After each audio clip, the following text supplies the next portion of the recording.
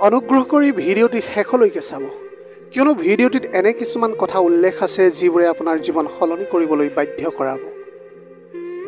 সময় কি অদ্ভুত বস্তু, যিয়ে নিজকো সলনি কৰে আৰু লগতে মানুহকো সলনি কৰি দিয়ে।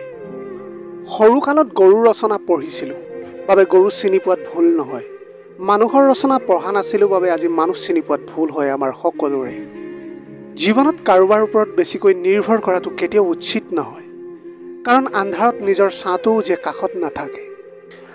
আপুনি হয়তো আপোনাৰ জীৱনটো ঘৃণা কৰি আছে বিচৰাখিনি নোপোৱাৰ বাবে, কিন্তু এই পৃথিৱীত এনেকুৱাও কিছুমান মানুহ আছে যিয়ে আপোনাৰ দৰে জীৱন কামনা কৰি আছে। নিজৰ ঘৰখন ভালেই হওক বা বেয়াই হওক, নিজৰ ঘৰৰ দৰে শান্তি কোনো ৰাজপ্ৰসাদতে পোৱা নাযায়। এটা ভুল শব্দই যেনেকৈ গোটেই লিখাটো নষ্ট কৰি পেলায়, ঠিক তেনেকৈ এজন ভুল মানুহে আপোনাৰ জীৱনত আহি গোটেই জীৱনটোকে নষ্ট কৰি পেলায়। কাৰোবাক ইচ্ছামতে কন্দুৱাব পাৰি, কিন্তু কাৰোবাক ইচ্ছামতে হহুৱাবলৈ কিন্তু বৰ টান। আমাৰ জীৱনৰ কাহিনীটো কিন্তু ইমান ছুটি নহয় যে এদিনতে শেষ হৈ যায়। হাঁহিব লাগে, কান্দিব লাগে, এইবোৰ লগত জীয়াইও থাকিব লাগে। আপুনি কিবা এটা পোৱাৰ পিছত যদি আপুনি তাৰ মৰ্যাদা দিব নোৱাৰে, তেন্তে হেৰুৱাৰ পিছত কান্দি কি লাভ? আপুনি কাৰোবাক দিয়াৰ বিশ্বাস যদি এবাৰ ভাঙি যায়, তেন্তে হাজাৰ সত্য কিন্তু অমূল্য হৈ পৰে। আজিকালি কাৰোবাক বুজোৱাতকৈ মনে মনে থকাই বেছি ভাল। ভুল পথত খোজ দিলে হয়তো পুনৰ সঠিক পথলৈ আহিব পাৰিব, কিন্তু ভুল মানুহক বিশ্বাস কৰিলে সেই বিশ্বাস ঘূৰাই পোৱাটো সম্ভৱ নহয়। জীৱনত সকলো থাকিলেও মানুহ সুখী হ'ব নোৱাৰে যদি আপোনাৰ মনত শান্তিয়েই নাথাকে। তোমাৰ মূল্য বুজি পোৱাজনক কেতিয়াও অৱহেলা নকৰিবা। ভুল কৰিলেও গুৰুত্ব বুজি পোৱাজনক এৰি যোৱাৰ কথা কেতিয়াও নাভাবিবা। আপুনি যদি কাৰোবাক ভাল পায়, তেওঁৰ লগত কেতিয়াও গোপনে অভিনয় নকৰিব। তেওঁক সঁচা কথাটোৱে কৈ দিয়া ভাল, কাৰণ তোমাৰ অভিনয় কেৱল তেওঁৰ বিশ্বাসেই নহয়, তেওঁৰ গোটেই জীৱনটো ধ্বংস কৰিব পাৰে। যিজনে কাৰোবাক হৃদয়ৰ পৰা ভাল পাব জানে, তেওঁ সকলো পৰিস্থিতিত আপোনজনৰ কাষত থাকিব পাৰে। আপোনাৰ বন্ধুত্ব আৰু ভালপোৱা সঠিক মানুহৰ লগত হ'লে জীৱন সলনি হৈ যায়, আৰু ভুল মানুহৰ লগত হ'লে জীৱনটো কিন্তু শেষ হৈ যায়। হেৰুৱাৰ বেদনা সেইসকলেহে বুজি পায় যিসকলে নিজৰ আপোনজনক হেৰুৱাইছে। যেতিয়া এজন ব্যক্তিৰ প্ৰয়োজন শেষ হয়, তেতিয়া তেওঁৰ কথা কোৱাৰ ধৰণো কিন্তু সলনি হৈ যায়। মানুহ সদায় ভাগ্যৰ ওচৰত হাৰি নাযায়। কেতিয়াবা কেতিয়াবা আপোনজনৰ অৱহেলা আৰু বিশ্বাসৰ কাষতো কিন্তু হাৰি যায়। গাড়ী এখন বেয়া হ'লে যেনেকৈ গাড়ী মেৰামতি কৰিবলগীয়া হয়, গাড়ীখন পেলাই দিব নালাগে। একেদৰে সম্পৰ্কত ভুল বুজাবুজি হ'লে ভুলবোৰ শুধৰাই দিব লাগে, সম্পৰ্ক শেষ কৰিব নালাগে। ক্ষমা সদায় তাকেই কৰা যিয়ে অন্যায় কৰিছে, কিন্তু ক্ষমা তাক নকৰিবা যিয়ে আপোনাক বেইমানি কৰিছে। মানুহে যেতিয়া বিপদত পৰে তেতিয়া তেওঁলোকে উপলব্ধি কৰে যে পৃথিৱীখন কিমান কঠিন আৰু নিজৰ মানুহবোৰ কিমান নিষ্ঠুৰ। খাদ্য যিমানেই দামী নহওক কিয়, পচিলে কোনো তাৰ দাম নাথাকে। একেদৰে মানুহ যিমানেই শিক্ষিত নহওক কিয়, মানৱতা অবিহনে তেওঁৰ কিন্তু কোনো মূল্য নাই।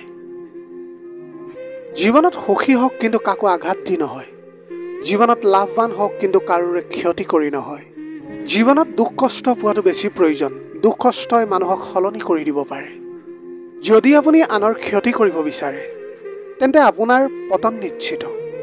দুদিন আগতে বা দুদিন পিছত পাৰ্থক্য মাথো সময়ৰ। কেতিয়াও কাৰোৰে হৃদয়ত আঘাত নিদিব, কাৰণ ক্ষমা খুজিলেও তেওঁৰ অন্তৰত সেই আঘাত থাকি যায় সদায়। জীৱনত কোনো সমস্যা আহিলে দুখ নকৰিব, কিয়নো সুখ দুখৰ সৈতেই আমাৰ জীৱন। দুখ আছে বাবেই সুখৰ ইমান দাম আছে। আপুনি নিজকে প্ৰতিদিনে কমেও 1% উন্নত কৰক।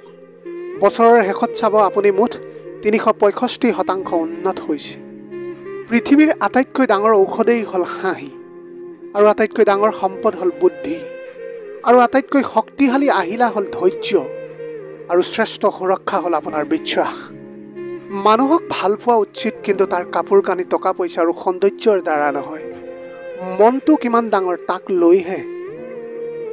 সপোন সেইটো নহয় যিটো মানুহে শুই থকা অৱস্থাত দেখে।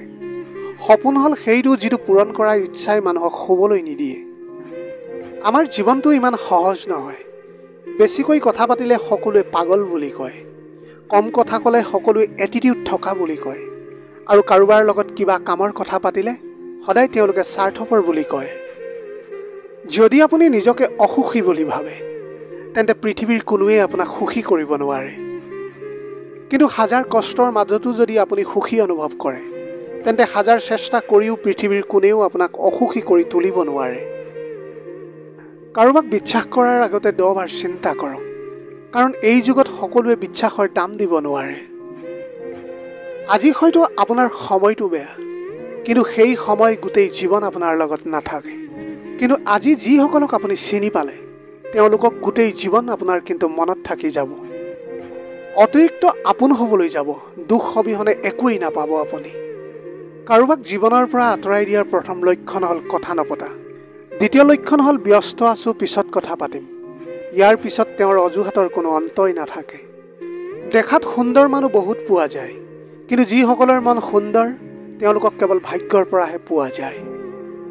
যিয়ে তোমাক অৱহেলা কৰে তেওঁক ধন্যবাদ দি আঁতৰি যোৱা, কিয়নো তেওঁৰ অৱহেলাৰ বাবে হয়তো তোমাৰ জীৱনত উন্নতি হ'ব পাৰে। বিশ্বাস ভাঙিবলৈ নহয়, গঢ়িবলৈ শিকক। প্ৰতিশ্ৰুতি দিবলৈ নহয়, ৰাখিবলৈ শিকক। কাৰোবাৰ জীৱনত ধুমুহাৰ নহয়, পোহৰ বিলাওক। মিছাৰে নহয়, সত্যৰে তেওঁৰ জীৱন গঢ়ি উজ্বলাই তোলক। হেৰাই যোৱা সূৰ্যটো ঘূৰাই পাবলৈ 12 ঘণ্টা সময় লাগে, কিন্তু হেৰুৱা বিশ্বাস আজীৱন অপেক্ষা কৰিলেও কিন্তু ঘূৰাই পোৱা নাযায়। পৃথিৱীৰ আটাইতকৈ নিষ্ঠুৰ পিয়াহ হৈছে টকা, যিয়ে হাজাৰ হাজাৰ সম্পৰ্কক ধ্বংস কৰি দিয়ে। ভাল মানুহৰ কোনো মূল্য নাই, সৎ মানুহৰ কোনো মূল্য নাই, সাধাৰণ মানুহৰ স্বাধীনতা নাই, বিবেকবান মানুহৰ বাবে শান্তিয়েই নাই। যিমান কথা কমকৈ ক'ব, আপোনাৰ কথা মূল্যৱান হৈ যাব। যদি সকলো সময়ত বক বক কৰি থাকে, আপোনাৰ কথাৰ কোনো মূল্য নাথাকিব। কাৰোবাক প্ৰয়োজনতকৈ বেছি গুৰুত্ব দিলে তেওঁ অৱহেলা কৰিবলৈ আৰম্ভ কৰে। কথাষাৰ তিতা হ'লেও কিন্তু সত্য। পৃথিৱীৰ নিয়মবোৰ বহুত অদ্ভুত। মৃত লোকক কান্ধত কঢ়িয়াই নিয়াটো মানুহে গুণ বুলি গণ্য কৰে, কিন্তু জীৱিত মানুহক সহায় কৰাৰ আগতে 10 বাৰ চিন্তা কৰে। মানুহে জন্মৰ 2 বছৰ পিছত কথা ক'বলৈ শিকে, কিন্তু ক'ত কি কথা ক'ব লাগে সেইটো জানিবলৈ গোটেই জীৱন লাগি যায়। এই পৃথিৱীত ভাল মানুহবোৰে আটাইতকৈ বেছি কষ্ট পায়, কাৰণ তেওঁলোকে সকলোকে ঠগিব নোৱাৰে। সকলোৱে কয় প্ৰথম প্ৰেম পাহৰিব নোৱাৰি। কথাবোৰ যদি সঁচা হ'লহেঁতেন, তেন্তে মাৰ প্ৰথম প্ৰেম আজি বৃদ্ধাশ্ৰমত স্থান নাপালেহেঁতেন। পৃথিৱীৰ 2জন মানুহক বহুত বেছি ভাল পোৱা উচিত। এজন হ'ল যিগৰাকীয়ে তোমাক জন্ম দিছে, আৰু আনটো হ'ল যাক পাবলৈ তুমি জন্ম হৈছা। আপোনাৰ চকু পানীয়ে আপোনা আপুনি তেতিয়াই ওলাই আহে, যেতিয়া কথাবোৰ আপোনাৰ হৃদয়ত আঘাত কৰে। সদায় ভাল মানুহৰ সংস্পৰ্শত থাকিবলৈ চেষ্টা কৰিব, কাৰণ তোমাৰ বুদ্ধি নাথাকিলেও তেওঁলোকে সময়মতে তোমাক সৎ পৰামৰ্শ দিব। আৰু বেয়া মানুহৰ সংস্পৰ্শত থাকিলে তেওঁলোকে তোমাক আৰু বেয়া বনাই পেলাব। জীৱনত বিফলতা আহিবই, সেইবাবে জীৱনত কেতিয়াও হাৰ নামানিব।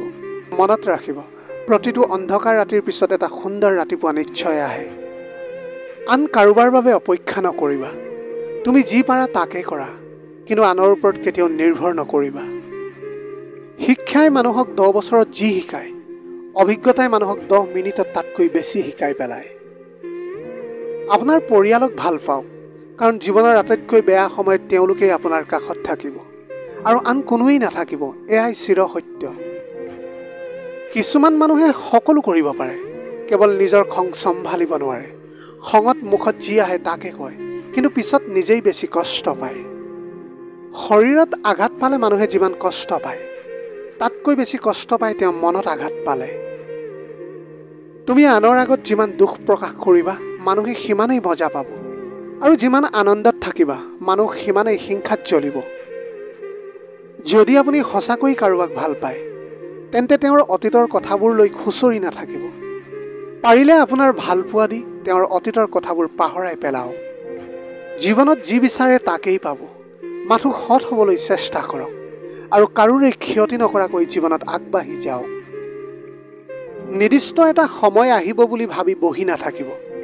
বেয়া সময়বোৰক নিজেই পাৰফেক্ট কৰক, তেতিয়া দেখিব যে জীৱনত কেতিয়াও কোনো অসুবিধাৰ সৃষ্টি নহয়। সম্পৰ্ক হ'ল এটা মানসিক ৰোগৰ নাম, য'ত সুস্থ মানুহ জড়িত হোৱাৰ পিছত ৰোগী হৈ পৰে, আৰু এটা সময়ত আন কোনো ঔষধে কিন্তু তেওঁক কাম নকৰে। আপুনি সুখত থাকিলে আপোনাৰ ভালপোৱা মানুহৰ অভাৱ নহয়, আৰু দুখত থাকিলে নিজৰ ছাঁটোও আপোনাৰ কাষত পোৱা নাযায়। দূৰৰ পৰা মানুহক চিনি পোৱাটো সহজ, কিন্তু ভিতৰৰ পৰা চিনি পোৱাটো খুবেই কঠিন। সকলো আঘাতৰ প্ৰতিশোধ ল'ব নালাগে। কিছুমান আঘাত হাঁহি হাঁহি ভগৱানৰ ওপৰত এৰি দিব লাগে। নিজকে আনৰ লগত তুলনা কৰা বন্ধ কৰক। আপোনাৰ যি আছে তাতেই সন্তুষ্ট হওক, তেতিয়াহে আপুনি জীৱনত সুখী থাকিব পাৰিব। জীৱনত ভালে থাকিব বিচাৰিলে এই 6টা কথা মানি চলক। 1 নম্বৰ, টকা উপাৰ্জন কৰিবলৈ শিকক। 2 নম্বৰ, অতিৰিক্ত মায়া ত্যাগ কৰক। 3 নম্বৰ, অতিৰিক্ত আশা এৰি দিয়ক। 4 নম্বৰ, নিজকে ভাল পাওক। 5 নম্বৰ, অতিমাত্ৰা চিন্তা কৰাৰ পৰা বিৰত থাকক। 6 নম্বৰ, নিজকে সময় দিবলৈ চেষ্টা কৰক। বাস্তৱতা কিমান কঠিন তেতিয়াই বুজি পাব, যেতিয়া বিপদৰ সময়ত অতি ঘনিষ্ঠ মানুহবোৰো কিন্তু আপোনাৰ পৰা আঁতৰি গুচি যাব। আপোনাৰ সৰু সৰু ভুলবোৰৰ প্ৰতি সদায় সচেতন হওক, কাৰণ এটা সৰু ফুটাই এখন বিশাল জাহাজ ডুবাই পেলাব পাৰে। আৰ্তজনৰ অভাৱ দূৰ কৰিব পাৰি, কিন্তু লোভী মানুহৰ অভাৱ জীৱনতো দূৰ কৰিব নোৱাৰি। অৱশেষত সময় কাৰোৰে বাবে ৰৈ নাথাকে, গতিকে সময়ৰ লগত নিজকে খাপ খুৱাই নিজৰ জীৱনটো গঢ়ি তুলিবলৈ শিকক। আজিৰ ভিডিঅ'টি কেনেকুৱা লাগিলে জনাব। যদি ভাল লাগিল তেনেহ'লে লগৰ বন্ধু বান্ধৱীসকলৰ মাজত শ্বেয়াৰ কৰিবলৈ নাপাহৰিব। আপোনালোকৰ গোটেই জীৱনটো হাঁহিৰে উপচি পৰক। পাৰিলে দুখীয়াজনক অলপ সহায় কৰিবলৈ চেষ্টা কৰিব। আপোনাৰ অকণমান সঁহাৰিয়ে যদি কোনোবা এজন দুখীয়াৰ জীৱনটো সলনি কৰিব পাৰে, তাতকৈ পুণ্যৰ কাম আৰু এই পৃথিৱীত একোৱেই হ'ব নোৱাৰে। Have a nice day.